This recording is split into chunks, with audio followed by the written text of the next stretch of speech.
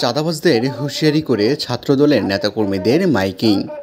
নারায়ণগঞ্জ জেলা ছাত্রদলের সাবেক সহসভাপতি ইয়াসিন আরাফাতের নির্দেশে এনায়েতনগর ইউনিয়ন ছাত্রদলের সহসভাপতি হৃদয় মাতবরের নেতৃত্বে চাঁদাবাজির বিরুদ্ধে সচেতনমূলক মাইকিং করা হয়।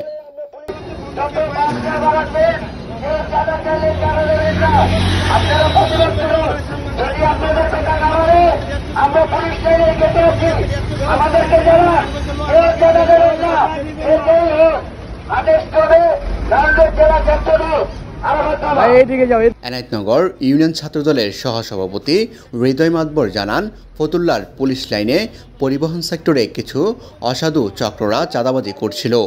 আমরা খবর পেয়েই তা প্রতিহত করি এবং এই জন্য মাইকিং করে সবাইকে সচেতন করা হয়। এনায়েতনগর ইউনিয়ন ছাত্রদলের নেতাকর্মীরা চাঁদাবাজদের হুঁশিয়ারি করে পুলিশ লাইন থেকে চাষা পর্যন্ত মাইকিং করে। কেউ যদি আপনাদের কাছে 1 টাকা চাঁদা চায়, গোপনে আপনারা আমাদের নিকট প্রেরণ করবেন একজন মানুষ, আমরা সাথে সাথে সাহায্যতে এগিয়ে আসবো। কোনো কাউকে চাঁদা দেওয়া হবে না। এই চাঁদাবাজ মুক্ত বাংলাদেশের জন্য আমরা আন্দোলন করেছি, এই চাঁদাবাজদের জন্য আমরা আন্দোলন করি নাই। এখন এক গ্রুপ কাছে আরেক গ্রুপ আইসে এমন কথা হবে না। বিএনপি কারো কোনো চাঁদাবাজের দল না, ছাত্র দল কোনো চাঁদাবাজের দল না। এই চাঁদাবাজ মুক্ত বাংলাদেশ গড়তে সবাই এগিয়ে আসুন। চাঁদাবাজদের ঘরে ঘরে প্রত্যেকটা খাম্বার সাথে চাঁদাবাজদের বেঁধে রাখুন। আশা করি কোন চাঁদাবাজ আপনাদের সামনে আসবে না। আদেশ কমে নারায়ণগঞ্জ জেলা ছাত্র দল, সহসভাপতি ইয়াসিন আরাফাত।